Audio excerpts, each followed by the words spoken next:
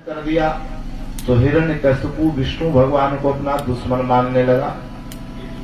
शुक्राचार्य जी के पास गया और कहने लगा कि मैं विष्णु को मारना चाहता हूं, मुझे कुछ उपाय बताइए।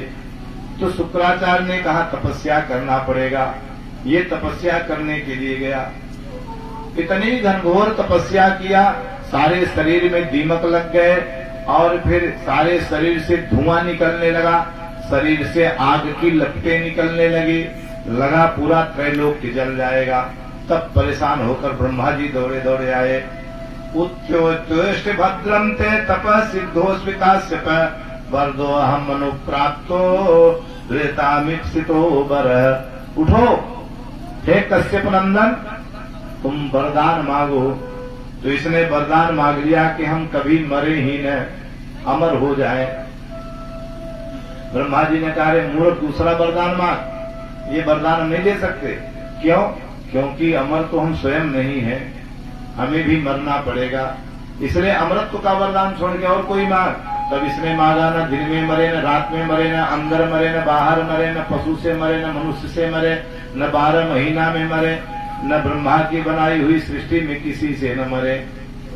तब बड़े परेशान हुए, बोले चुप कर भाई, कितना वरदान मांगेगा, तेरे वरदान तो बड़े दुर्लभ हैं। लेकिन ताते में दुर्लभा पुंसाम यान वृणी से वरान मन तथा वितराम्यंगे ये वरान यद्यपि दुर्लभान। ये वर बड़े दुर्लभ हैं, लेकिन तुमने तपस्या बहुत गजब की किया है, जाओ मैंने तुम्हें वरदान दिया। जब वरदान पा गया तो ये वरदान के अभिमान में अत्याचार करने लगा, गौ ब्राह्मण सबको कष्ट देने लगा, किसी को तिलक लगाने नहीं देता, न यष्टव्यम न दातव्यम न होतव्यम, न कहीं यज्ञ हो, न भजन हो, न पूजा हो, न पाठ हो, न कथा हो, कोई विष्णु का नाम नहीं लेगा। अगर कोई भजन करता हुआ मिल जाएगा तो सिर काट दिया जाएगा। अगर किसी को नाम जपना है तो मेरे ही नाम का जप करो। सारी धरती पाप से भर गई, भगवान की शरण में सारे देवता गए। तो भगवान ने कहा माँ भैष्ट विबुध श्रेष्ठा सर्वेशाम भद्रमस्तु है। अरे देवताओं चिंता मत करो, मैंने इसके वध का सारा इंतजाम कर दिया है, बहुत जल्दी तुम सब लोग स्वस्थ हो जाओगे। सब लोग चले आए। इधर भगवान की लीला, ये जो हिरण्यकशिपु है इसकी पत्नी का नाम है कयाधु। इसके 4 पुत्र हुए, हलाद, सहलाद, अनुराग और प्रहलाद। सबसे छोटे पुत्र थे प्रहलाद। जन्म से ही भगवान भक्ति की बीमारी से ग्रसित थे और दुश्मन कहीं बाहर नहीं था, घर में बाप ही भगवान की भक्ति का दुश्मन था। थोड़े से बड़े हुए जब प्रहलाद जी, तो हिरण्यकशिपु ले गया इनको, जो है दैत्यों के विद्यालय में नाम लिखा दिया, जहां संदामर्क जी आचार्य हैं। संदामर्क जी कौन है? ये शुक्राचार्य जी के पुत्र हैं। वहीं पर छल कपट की विद्या वो पढ़ाने लगे। प्रहलाद सुनते तो सब हैं, लेकिन पढ़ते नहीं हैं। यदत्त गुरुनाम प्रोक्तम सुश्रुपे नुन पपाठ। सुन तो लेते हैं, लेकिन पढ़ते कुछ भी नहीं, गुनते कुछ भी नहीं है। एक दिन हिरण्यकशिपु आ गया, अपने पुत्र प्रहलाद को बुलाया। एकदा सुरराट पुत्रमारोप्य पांडव प्रपक्ष कथ्यताम वत्स मन्यते साधु यत् भवान। गोद में बैठा लिया, प्रपक्ष पूछ लिया, अरे बेटा इतने दिन से पढ़ रहे हो तो कुछ याद किए, कोई बढ़िया पाठ याद किए हो तो सुनाओ। प्रहलाद ने कहा हाँ याद किया है, तो सुनाओ। प्रहलाद जी सुनाने लगे, सुनिए। तत्साधु मन्ये सुरवर्य देहिनाथ सदा समुद्रभग्न भियाम सद्गृहात् हित्वात्म पातम गृहमंधकूपम वनं गतो यद हरिमाश्रयेत। मैंने यही पढ़ा है। क्या पढ़ा है? ये घर गृहस्थी गृहमंधकूपम, ये अंध कुआं में आप पड़े हुए हो। मैं बोले हाँ, और क्या आप ही को तो सुना रहा हूं, तो क्या करूं? बोले हित्वात्म पातम गृहमंधकूपम, ये घर गृहस्थी का माया त्याग दो और चले जाओ। कहाँ जाओ? बोले वनम गतो, वन में जाओ। वन में जाकर क्या करूं? तो प्रहलाद ने कहा हरिमाश्रयत, भगवान विष्णु के चरण का आश्रय ग्रहण करो। तब तो आग बबूला हो गया।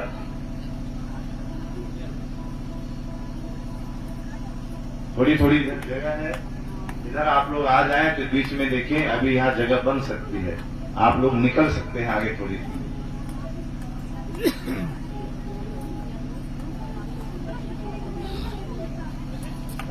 बोल भक्तवत्सल भगवान की जय। तो आग बबूला हो गया हिरण्यकशिपु, और तलवार निकाल लिया तुरंत। दैते चंदन बने जातो एवं कंटक ध्रुव, चंदन के वृक्ष में ये कांटा कहां से पैदा हो गया? तलवार निकाला कि इसको मार डालूंगा, लेकिन अगले क्षण हिरण्यकशिपु को ये लगा इसमें इसका क्या दोष है? जो पढ़ाया जाएगा वही तो बोलेगा, दोषी तो संडामर्क है। तो तलवार लेके संडामर्क जी के गर्दन पे तलवार रख दिया। संडामर्क जी कांपने लगे, बोले क्या पढ़ाया तुमने मेरे बच्चे को? ये विष्णु की भक्ति करने के लिए मुझे भेज रहा है बंद, जो सारा देश में मैं बंद करवा दिया वे मुझे उपदेश दे रहा है। संडामर्क जी ने कहा महाराज मैंने नहीं पढ़ाया ये, तो तुमने नहीं पढ़ाया तब तो और बड़ी बात हो गई शंका हमको। तो तुम्हारे विद्यालय में इसका मतलब विष्णु का कोई गुप्तचर रहता है, वो पढ़ा रहा होगा, तो पता लगाओ। अगर दोबारा ऐसा मिला तो समझ लो तुम्हें मारूंगा। हिरण्यकशिपु चला गया। हे राजन, सुखदेव जी कहते हैं परीक्षित को, राजन एक दिन हिरण्यकशिपु पुनः आया, पुनः प्रहलाद को बुलाया और पुनः गोद में बैठाकर पूछ लिया कोई बढ़िया पाठ सुनाओ। प्रहलाद ने कहा तब तो एक ही पाठ याद था, अब तो 9 पाठ याद कर लिए, सुना बेटा। सुनाने लगे। प्रहलाद जी कहते सुनिए, श्रवणम कीर्तनम विष्णु स्मरणम पाद सेवनम अर्चनम वंदनम दास्यम सख्यमात्म निवेदनम इति पुंसार्पितः विष्णु भक्तिश्चे नवलक्षण क्रियते भगवती अद्या तन्मन्येधीतमुत्तमम्। हे पिताजी, श्रवणम कीर्तनम विष्णु स्मरणम पाद सेवनम अर्चनम वंदनम दास्यम सख्यम आत्मनिवेदनम, ये 9 प्रकार की भक्ति हैं, इन्हीं को मैंने सीख लिया है। इत पुंसार्पित भक्ति से नवलक्षण। अरे राम राम, ये सुन करके हिरण्यकशिपु को बड़ी पीड़ा हुई। तलवार उठाया और घुमा करके कि मारो इसकी मुंडी धड़ से अलग हो जाए, लेकिन अगले क्षण आया धरा इसकी गलती नहीं है। वह तलवार लेकर के दौड़ा संडामर्क जी की तरफ। अब आप लोग यहीं बैठ गए तो यहीं कथा सुनने आए कि सुनाने आए? जो पास में बैठेगा उसे बहुत ढंग से सुनना पड़ेगा, और जिसको बातचीत करना है उसे दूर से बैठ के सुनना पड़ेगा, क्योंकि आपकी भी आवाज माइक खींच लेगी। बनाओ जल्दी से। बोल भक्तवत्सल भगवान की जय। जो समय घर से लेकर आए हैं उस समय का पूरा लाभ उठाइए। तो अब वो जो है उनके ऊपर जो है दौड़ा मारने के लिए संडामर्क जी के लिए, और संडामर्क से कहने लगा बता मूर्ख, इधर सुनो, तुम इधर सुनो कथा, तुम पानी पी करके चक्कर मत पड़ो, इधर देखो हमारे तरफ घूमो, वो पानी पिलाएंगे तुम उनके चक्कर मत पड़ो, तुम उधर से ध्यान हटाओ, इधर ध्यान रखो। बोल भक्तवत्सल भगवान की जय। तो फिर जो है क्या हुआ, बताओ किसने पढ़ाया है इसको? तो वो बोलने लगा संडामर्क जी, देखो महाराज, अब मैं आपसे हिम्मत करके बताता हूं, न मत प्रणीतम न पर प्रणीतम। अब आप एक जगह बैठ जाओ और आराम से रख दो लोटा पानी, तो अपने आप जब उठेंगे तो पी लेंगे। बोल भक्तवत्सल भगवान की। तो न मत प्रणीतम न पर प्रणीतम। हे राजन, इस बच्चे को मैंने नहीं पढ़ाया है, तो कोई और पढ़ाया होगा। बोले न पर प्रणीतम, न दूसरे ने पढ़ाया है, न मैंने पढ़ाया है। जब तुमने नहीं पढ़ाया, दूसरे ने नहीं पढ़ाया, तो किसने पढ़ाया? तो उसने कहा हमें लगता है ये पढ़ा पढ़ाया ही पैदा हुआ है। कैसे? नए सर्ग की यम मतिरस्य राजन, क्यों? क्योंकि इसकी जो मति है नैसर्गिक, ये स्वाभाविक पढ़ाया है, स्वाभाविक मति है इसकी। ये जो बुद्धि है स्वाभाविक है, और स्वभाव जन्म से होता है, वो पढ़ाना नहीं पड़ता। तो नैसर्गिक मतिरस्य राजन यक्षमन्यु कदास्मनः, तब वो समझ गया कि बीमारी बहुत तगड़ी है। अगर ये पढ़ाया पैदा हुआ है तो धीरे धीरे इसके आचरण का अनुकरण लोग करेंगे और पूरे राज्य में विष्णु भक्त बढ़ जाएंगे।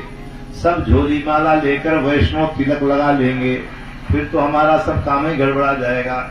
बोले देखो ये मेरा बेटा है तो क्या हुआ, अंग अपना बहुत प्रिय है, लेकिन ऐसा रोग हो जाए कि हमें मरना पड़े तो बुद्धिमानी इसी में है कि वो अंग कटवा दो। इसलिए ये मेरा अंग है, बेटा है तो क्या हुआ, लेकिन ये मेरे लिए रोग है, मैं इसे ही काट दूंगा। तो हाथियों को लाया गया, दिग्गजय दंत सूक, इससे हाथियों को चढ़ाया गया। वो फूल की तरह हाथियों ने पांव भी नहीं रखा इनके ऊपर, बच गए।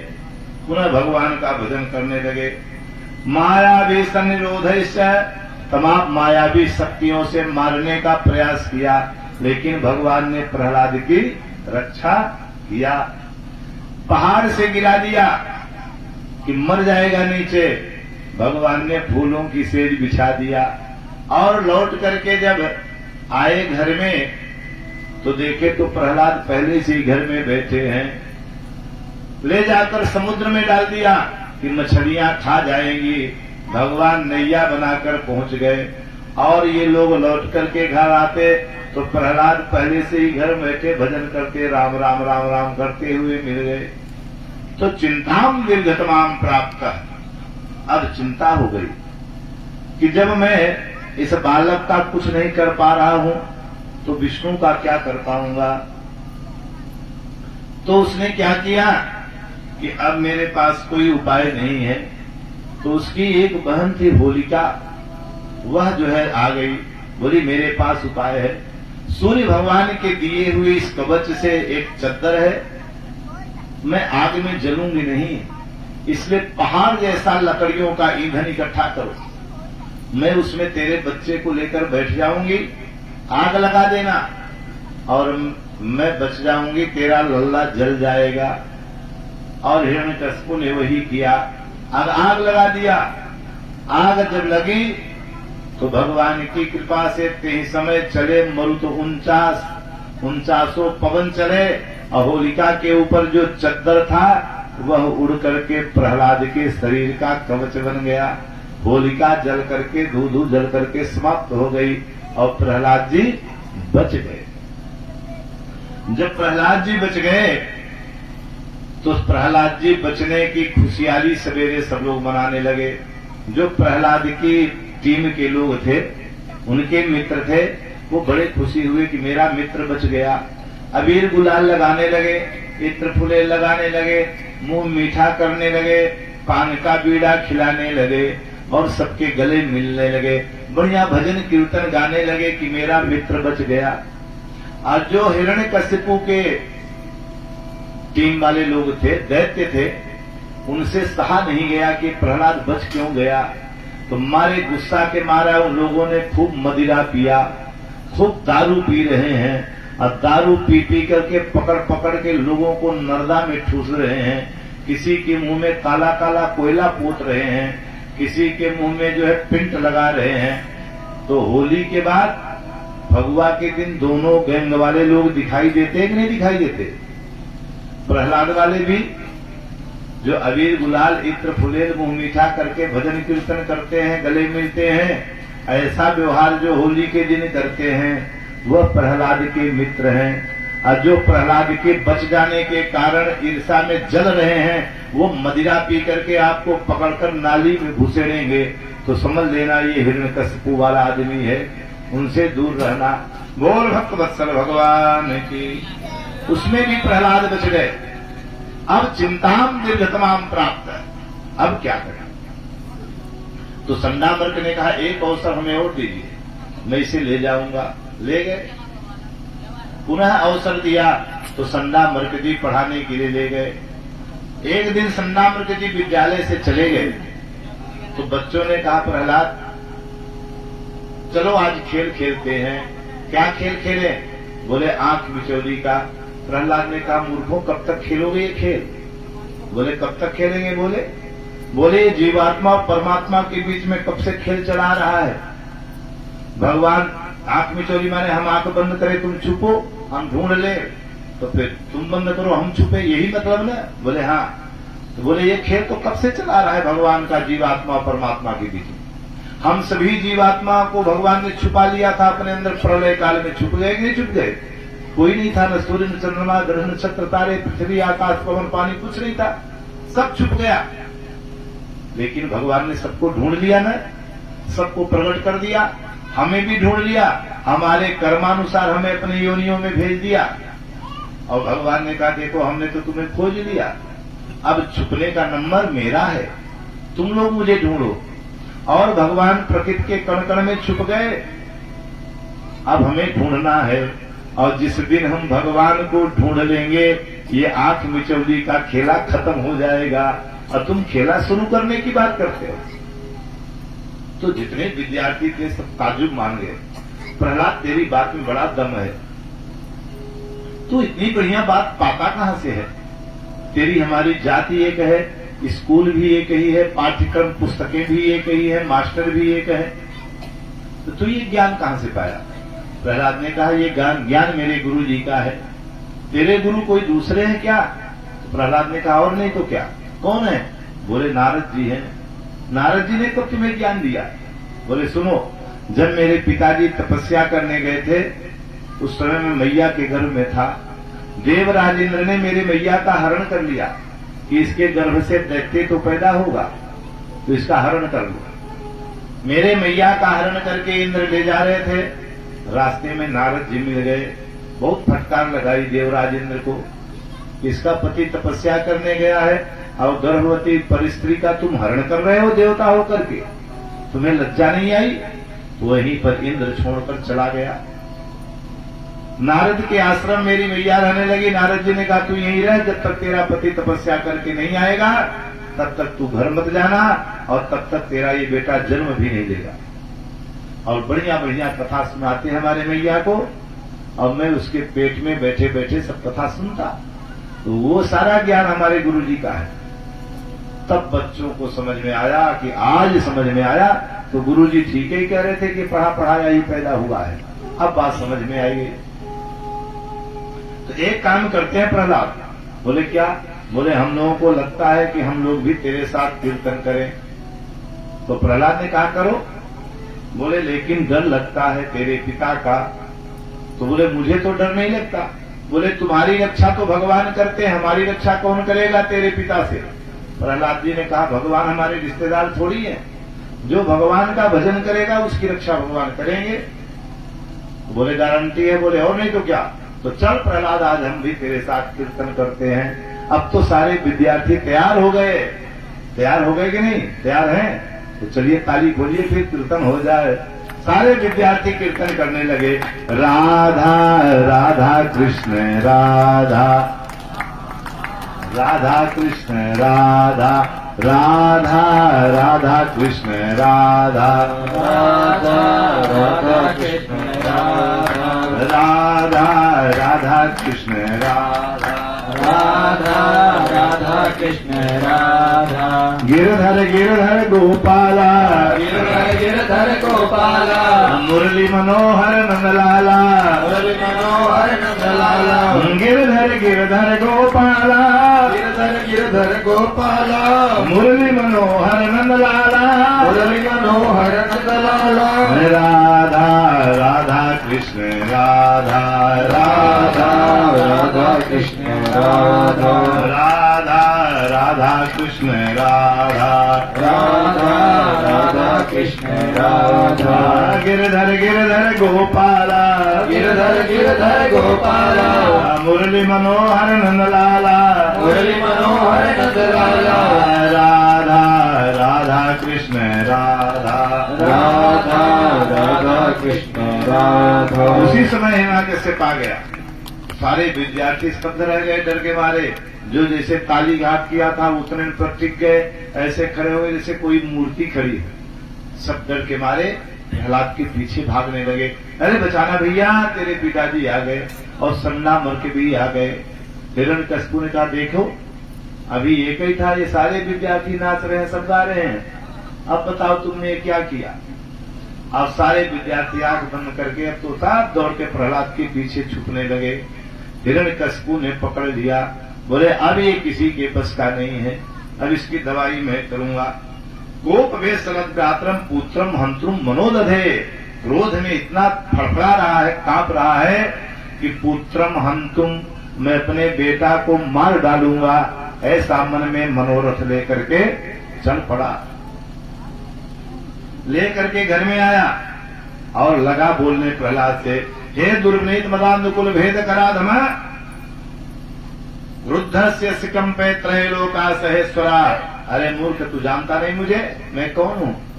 क्रुद्धस्य, मेरे क्रोध करने से, यस्य कंपनते त्रैलोका सहेश्वरा, तीनों लोक के देवता मेरे क्रोध करने से कांपते हैं। अतस्य में भी तन्मूढ़म, हे मूर्ख, तुम मुझसे अभय हो करके मेरी आज्ञा का उल्लंघन करता है। शास्त्रं किम बलम तक, किसके बल से तुमने मेरे आज्ञा का त्याग कर दिया। तू मेरे विपरीत क्यों चल रहा है, तो किसके बल पर इतना बड़ा घमंड तुम्हें हो गया है।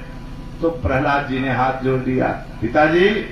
अब पिताजी नहीं कह रहे हैं, प्रहलाद जी पिताजी कहना बंद कर दिए, अब तो राजा कहने लगे, हे राजन सुनिए, न केवलम में भवतस्य राजन, केवल मैं ही नहीं, सबई बलम बलिनाम चापरेशा, परे वरे में स्थिर जंगमाम, ये ब्रह्मादयो ये न बस प्रणीता।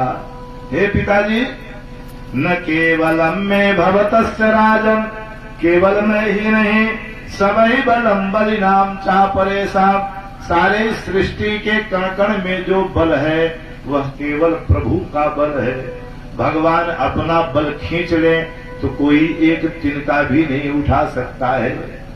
और क्या, परे भरे में स्थिर जंगमा, ये सारे जो जगत है चर अचर प्राणियों में, स्थावर जंगम सब में जो बल है वो सारा बल परमात्मा का है।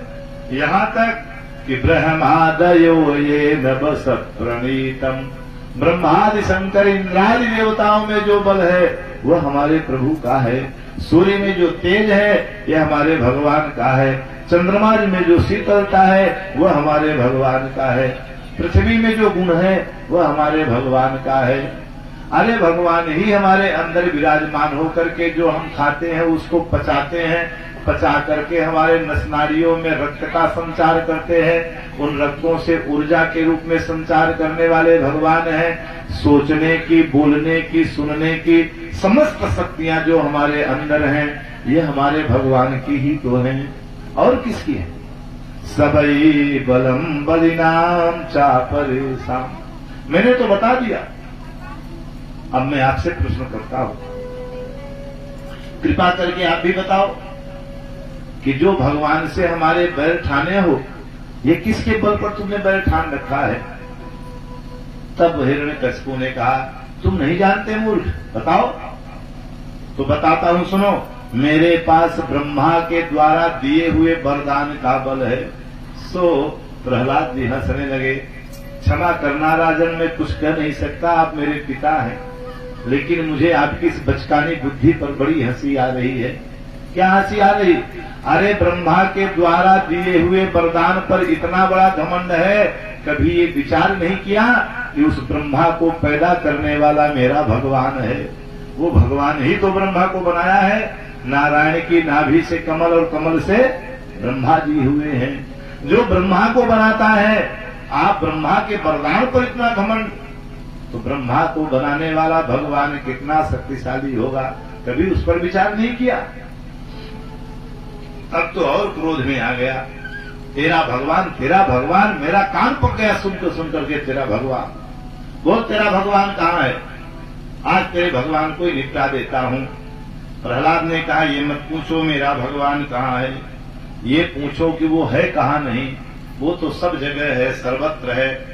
और क्रोध आया, बोले सब जगह है? बोले हाँ। तो बोले क्वासौ यदि स सर्वत्र, अगर तेरा भगवान सर्वत्र है, क्वासौ कहाँ है? क्वासौ यदि स सर्वत्र कस्मात् स्तंभे न दृश्यते, इस खंभा में वह मुझे दिखाई क्यों नहीं दे रहा है? अगर सब जगह है तो इस खंभा में दिखाई क्यों नहीं देता? तो प्रहलाद जी ने कहा खंभे में भी है? बोले हाँ। खंभे में भगवान है? हाँ हाँ हाँ हाँ, 3 बार प्रहलाद ने कह दिया। जब प्रहलाद ने कहा हाँ, तो भगवान खंभे को ही माँ बाप बना लिया और भक्त के बस में भगवान है। जो खंभे में कहा हाँ हाँ हाँ, तो क्रोध में आकर के गदा घुमाया। दिन में 12 बजे की बात है ये, और घुमा करके गदा और प्रचंड क्रोध में आके देख धड़ाम से उसी खंभे पर दे मारा गदा। खंभ फाट गया, गगन गड़गड़ानो खंभ फाटो चरचरानो निकसो नरनाहर्षो, रूप अति भयानक है। गगन गड़गड़ावे दसन जीभ लपलपावे, चितवन सरोज मानो अंग जात खायो है। बोल नरसिंह भगवान की जय। नरसिंह भगवान खंभ से प्रकट हो गए। जब रूप भयानक देखा तो घबराया। दोनों में थोड़ी देर तक युद्ध चला। इस समय आ गया गोधूली बेला का। गोधूली बेला हो गई तो पकड़ लिया भगवान ने, नरसिंह ने, और ऐसा जकड़ा और पटक करके बीच देहली पर अपने गोद में लेकर बैठ गए। जब पटक दिया तो ये चिल्लाया, देखो तुमने मुझे पटक भर दिया है लेकिन मार नहीं सकते हो। भगवान ने कहा क्यों? बोले मेरे पास ब्रह्मा का वरदान है। भगवान ने कहा बता तेरे पास कौन सा वरदान है? तो बोला न दिन में मरूं न रात में मरूं। भगवान ने कहा मूर्ख न दिन है न रात, ये गोधूली बेला है। तो उसने कहा और मेरे पास है? बोले बताओ। न मैं आकाश में मरूं न पृथ्वी में मरूं। भगवान ने कहा न तू आकाश में है न पृथ्वी में है, मेरी गोद में है। और बता वरदान। बोले मैंने अंदर मरूं न बाहर मरूं। तो भगवान ने कहा न तू अंदर है और न बाहर है, तू बीच देहली पर है। तो देहली किसका स्थान है? देहली पर कौन प्रकट हुआ? अभी आपने कथा सुना, बीच देहली पर कौन है? नरसिंह भगवान। इसलिए देहली पर बैठकर भोजन मत करना और देहली पर बैठकर दरबार मत करना। या तो अंदर हो जाओ या तो बाहर हो जाओ। देहली पर देहली विनायक की पूजा होती है, गृह प्रवेश होता है तो नरसिंह भगवान का पूजन होता है, और देहली पर किवाड़ भी लगाते हैं तो मुहूर्त पूछ कर लगाते कि नहीं लगाते? अब बहुत लोग वहीं देहलिये पर बैठ के खाने लगते हैं, वहीं पर पंचायत करेंगे देहली पर बैठ करके। ये महापाप है, इसको ध्यान में रखिएगा। तो दुष्ट न तू अंदर है न बाहर है, देहली पर है। तो बोले हम न पशु से मरे न मनुष्य से मरे। तो भगवान ने कहा देख मैं क्या हूं? तो देखा तो घबराया कि न तो पशु है न मनुष्य है। अब चिंता किया, बोला हम 12 महीना में से किसी महीना में न मरे। भगवान ने कहा ये मलमास महीना चल रहा है, स्पेशल तेरे लिए बनाया गया है। अब घबराया, बोला मेरे पास और वरदान है। बोले बता जल्दी से। बोले ब्रह्मा की बनाई हुई सृष्टि में किसी के हाथ से न मरूं। तो भगवान ने कहा मूर्ख तूने अभी भी मुझे नहीं पहचाना, ब्रह्मा को मैंने बनाया है, ब्रह्मा की बनाई सृष्टि में मैं नहीं हूं, मैं ब्रह्मा की सृष्टि से बाहर हूं, ब्रह्मा को तो मैंने बनाया है। तब घबराया। उसने कहा और वरदान है? बोले बता। बोले मैंने अस्त्र से मरूं न शस्त्र से मरूं। तो भगवान ने कहा नाखून देख रहा है, ये न अस्त्र है न शस्त्र है, इसी नाखून से तेरा ऑपरेशन होगा आज। तब घबराया कि अब बचूंगा नहीं। सो भगवान ने नाखून डाला और उदर विदीर्ण कर दिया, अतड़ियों को निकाल करके गले में माला पहन लिया। तो भगवान का एक नाम पड़ गया आंत्रमाली। और देवताओं ने पुष्पों की वर्षा कर दिया। सत्यम विधातुम निज भृत्यभासितम व्याप्तिम च भूतेष्वखिले सुवात्मनः अदृश्यताम अद्भुत रूपमुद्वहम् स्तंभे सभायाम न मृगम न मानुषम। 2 काम के लिए सत्यम विधातुम, ब्रह्मा जी का वरदान भी रह जाए, सत्यम विधातुम, ब्रह्मा जी का वरदान भी सत्य हो जाए, और निज भृत्य भाषितम, जो मेरे भक्त प्रहलाद ने कहा खंभे में है, तो दोनों की वचन को सिद्ध करने के लिए भगवान नरसिंह रूप धारण करके प्रकट हो गए। बोल भक्त वत्सल भगवान की जय। देवताओं ने स्तुति किया, प्रहलाद ने भी बहुत बढ़िया स्तुति किया, लेकिन समयाभाव के कारण हम आगे बढ़ते हैं। कहा वरदान मांगो। प्रहलाद ने कहा कि कभी कुछ न मांगू, यही वरदान चाहिए। भगवान ने कहा नहीं, ऐसा नहीं है, कुछ मांगो तब मुझे संतोष होगा। तो प्रहलाद ने कहा अगर आप प्रसन्न हैं तो यही वरदान दीजिए कि यदि आशीष में कामन, मेरे तस्मात पिता में पूरे दुरस्तान दुष्पराधघात, मेरे पिताजी ने आपसे बैर किया था, आपको बहुत गाली दिया है, इसलिए मेरे पिता के अपराध क्षमा कर देना, इनको नरक न होना चाहिए, इनकी शुभ गति होनी चाहिए। अगर पिता मेरे नरक में पड़े रहेंगे, मेरे पितर की अधोगति रहेगी तो पितृदोष लगेगा, फिर भागवत कराना ही पड़ेगा। इसलिए पितृदोष न लगे, इसलिए मेरे पितर की मुक्ति हो जाए। मेरे बाप ने तो बड़ा अपराध किया है, इसलिए इनको क्षमा कर देना। भगवान ने कहा अरे पागल, त्रिसप्तवी पिता पूत पितृवी सत्येन घर, यस साधोस गृहे जातो भवान में कुल पावन। तेरे जैसा बेटा जिस कुल खानदान में जन्म ले लेगा, एक जन्म की क्या बात है, त्रिसप्तवी पीढ़ी, तीन जो है त्रिसप्तवी पीढ़ी यानी सात्विक 21 पीढ़ी के भी पितर कर जाएंगे। बोल भक्त वत्सल भगवान की जय। इस तरह से वहां वो भी चले गए। आइए अष्टम स्कंध में गजेंद्र और ग्राहक की कथा है। हम जल्दी में आगे चलेंगे, आप लोग क्षमा करिएगा। गजेंद्र इंद्रदुम्न का नाम का एक राजा था, छोड़ेंगे नहीं, इसको जल्दी से निपटा लेते हैं।